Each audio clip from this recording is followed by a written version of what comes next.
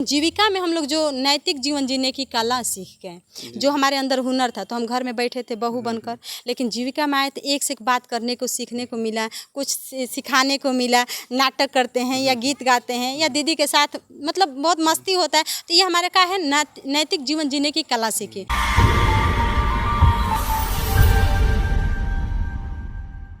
हम महिलाओं को एक यही संदेश देना चाहते हैं कि दीदी अगर अपनी ज़िंदगी में बढ़िया रहना है, खुशहाल रहना है, आगे बढ़ने के लिए सोचना है, तो आप लोग अंधविश्वास की तरफ ना जाइए। रोज़ की तरह आप अनपढ़ भी हैं तो फिर भी कुछ ना कुछ अंदर आपके अंदर कारीगरी है, तो आप घरेलू नुस्खा भी काम करके अपना रोजगार 2 रोटी कमा सकती हैं, 2 रुपया।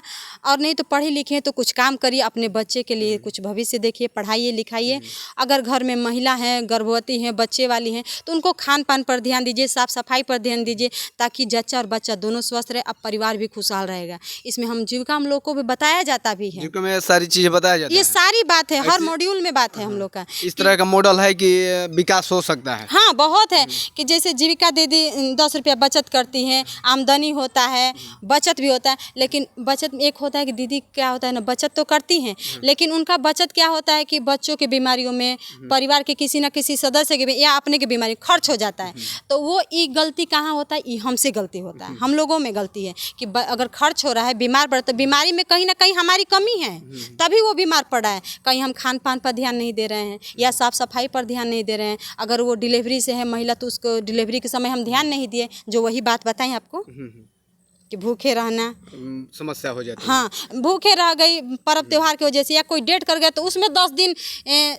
छूछे भात का पता का छूछे खा के जीती है लोग, तो उसमें बच्चा लोग का क्या हालत होगा। तो वही कहीं ना कहीं कमजोरी है, तभी हमारा पैसा जाएगा। अगर दीदी स्वास्थ्य के बढ़िया से ध्यान दें, अपने रोजगार को बढ़ाएं, तो वो कभी गरीब भी नहीं होंगी, जितना में रहेंगी उतना बहुत खुश रहेंगी। जीविका उनके लिए एक वरदान साबित हो रहा है। बहुत जीविका बहुत इतना आगे ले जा रहा है। एक से गरीब दीदियों को हम देख रहे हैं, बकरी पालन दे रहा है, छोटा छोटा दुकान करवा रहा है, उतना ही से 10,000 से शुरू, लेकिन वो दीदी आत्मनिर्भर खुद हो गई हैं। अब उनको गर्व से कहती हैं, हाँ बहुत सारी हैं, हम आपको हर महिला से भेंट करवा देंगे। बहुत सारी महिला अब कहती हैं कि दीदी आप लोग के सहयोग से हम आज बहुत खुशहाल है, हमारा परिवार खुशहाल है और हमारा 2 रुपया बच भी रहा है। तो सुनकर कितना अच्छा लगता है कि ये हमारे लिए आगे बढ़ने की बात है। अब हम उसमें अंधविश्वास घुसा दें कि रोज दुकान के अगरबत्ती बार के दिखाओ आ गहकी आवे तो ओंठ के बोल के भगा दो, और 1 रुपया हम कमाएंगे, ज़्यादा नहीं के, लेकिन व्यवहार से उनसे बात करेंगे, तो इससे क्या होगा, हमारा ग्राहक भड़क जाएगा। तो अंधविश्वास में रहेंगे कि अगरबत्ती देखा रहे, उससे हम पूजा पाठ करते ही ना, हमारे ग्राहक ढेर ही हैं। अरे देखी ना कितना दरवाजा खोल के पैसे वाला ऐसे ही अगरबत्ती देखा, हम सोचते हैं कि कहीं टोक के, हाँ कि उसमें ज़्यादा पैसा भर जाएगा। अरे जब तक हम अपना व्यवहार नहीं बनाएंगे, किसी महिला से अच्छा से बात नहीं करेंगे, तो कैसे उसमें आएगा। हम अपना मतलब अपना बचत देख कर उसमें सामान का रख कर उसमें 1-2 रुपया कमाएंगे, उसको बेचेंगे, तब ना पैसा आएगा, तब ना ग्राहक आता है कि ना वहाँ से 1 रुपया कम यहाँ पे मिलेगा।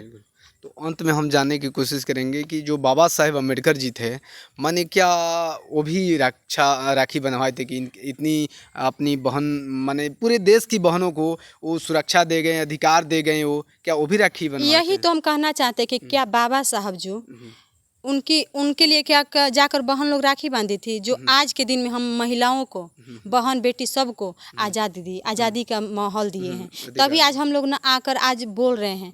अब देखिए हम कल परसों जा रहे हैं दिल्ली, डालेंगे, तो आखिर हमारे बाबा साहब का ही देन है कि हम मतलब कहीं ना कहीं मंच पर जा रहे हैं, आज माइक पकड़ने का आज़ादी मिल रहा है, कुछ बोलने का 2 शब्द आज़ादी महिलाओं को, तो ये हमारे बाबा साहब का ही देन है। क्या हम बाबा साहब को राखी बांधे हैं, हमारी बहनें बांधी हैं उनको? नहीं, वो ये नहीं सोच कर किए कि हमें राखी बांधेंगे तो हम करेंगे, या इस राखी में रक्षा करने की ताकत है, वो ऐसा कुछ नहीं है। वो बिना ये सब किए अंधविश्वास में गए और हर महिलाओं को आज़ादी दी, जो संविधान में साफ साफ लिखा हुआ है। तो कभी आप दोस्तों देखते थे कि जो महिलाएं हैं घूंघट के बाहर तक नहीं आती थी, आज ये वंदना बौद्ध जी हैं, उपासिका वंदना बौद्ध जी हैं, और कल या परसों ये दिल्ली जा रही हैं, वो भी जीविका के माध्यम से। जी, जीविका के ही माध्यम से। हम भी पहले घर में घूंघट में रहते थे, 2 दीदी के सामने बोलने में शर्म आता था, लेकिन आज ना 5,000 दीदियों के बीच में बैठकर आराम से बोल लेते हैं, मतलब बहुत कहीं ना कहीं बाबा साहब का, बाबा साहब अम्बेडकर बाबा से साहब का तो बहुत बड़ा योगदान है। उन्हीं की वजह से तो हम लोग को बोलने का अधिकार मिला या कहीं जाने का अधिकार मिला।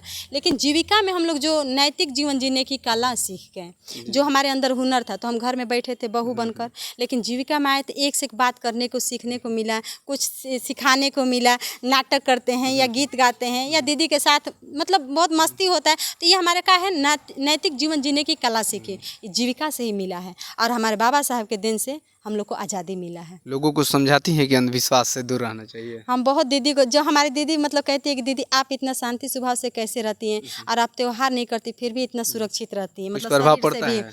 तो कहाँ टीक पोखर में जैसे दीदी लोग है तो कहते हैं कि आप आकर हम लोग को यही बात कभी कभी हम लोग को भी समझाइए कि आप इतना बढ़िया से कैसे रहते। जैसे उनके बच्चे में ना जैसे बहुत सा काला काला ताबीज जैसा बांधा होता कपड़ा में और बाजू में, तो हम बोले दीदी ये क्या बहुत मतलब जैसे गंदा हो गया था, कीट जैसा ना होता तेल लगाने से, तो कीट हो गया था और बाजू में बांधा हुआ था। तो हम बोलते थे इससे क्या होता है, तो बोले कि इससे सुरक्षा होता है, हमारा बच्चा बीमार पड़ता है बार बार ऐसे। तो हम बोले दीदी क्या ये बांधने से बच्चा आपका ठीक हो जाएगा? तो कहे कि कहाँ ठीक है, अभी तक वही हाल है, लेकिन बंधले बनी कुछ आराम है। तो मनवा में बैठ गए है उनका कि आराम होगा, तो आराम लग रहा है। अरे ये खोल के भी आप मन में बैठा सकती हैं कि हम चाहेंगे तो हमारा बच्चा ठीक हो जाएगा। जबकि ये जो लगा रहता है वो घर्षण होता है, तो शायद हो सकता है इससे मैल बैठ जाए, मैल बढ़ जाता है और गर्दन में भी उससे परेशानी आती है बच्चे को। हम देखते हैं गर्मी में, गर्मी से ऐसे ऐसे करता है, इन्फेक्शन हो जाता है, रगड़ा जाता है और वो गंदा हो जाता है। वो उसमें गंदगी, बच्चा उसी से हाथ से छुएगा फिर उसी से हाथ से खाएगा, तो उसमें मैल जो है तो हाथ से मुंह में जाएगा, तो मुंह में जाएगा तो बच्चा बीमार पड़ेगा। तो वही दीदी को जब हम बताएं ना, तो वही दीदी कहे दीदी आप इतना आसान से कैसे बता देती हैं, और आपके बच्चे को ये सब नहीं होता है? कि नहीं होता है। अगर बीमार पड़ता है तो हम समझ जाते हैं कि हमारी कमी है, हम कहीं ना कहीं इसको मतलब ध्यान नहीं दिए हैं। तो वही दीदी कहती है कि आकर इस बात पर कभी कभी समझाइए। टाइम नहीं मिल पाता है, लेकिन दीदी को जो भी होता है हम वहीं पे दो शब्द बता देते हैं। तो बहुत बहुत धन्यवाद आपका इतना समय देने के लिए। और शाम हो गया है, शाम हो गया, लेकिन बहुत बहुत धन्यवाद आपका। तो दोस्तों समझ सकते हैं कि जिस स्तर से जो रक्षाबंधन को लेकर इन्होंने बातें बताई, और जो जीविका दीदी हैं, जीविका दीदी को लेकर जिस तरह से इनका सोच है कि अगर हर एक व्यक्ति जो जीविका से जुड़े हुए हैं और लगातार वो अगर काम करे, निष्पक्ष रूप से काम करे, तो उनको आगे बढ़ने से कोई भी रोक नहीं सकता है। तो इनको लेकर आप क्या सोचते हैं, इनके बातों को लेकर आप लोग क्या सोचते हैं, और रक्षाबंधन को लेकर आप लोग क्या सोचते हैं, प्लीज़ कमेंट करके ज़रूर बताइएगा। और बहुत ज़्यादा से ज़्यादा वीडियो को शेयर कीजिएगा। बहुत बहुत धन्यवाद।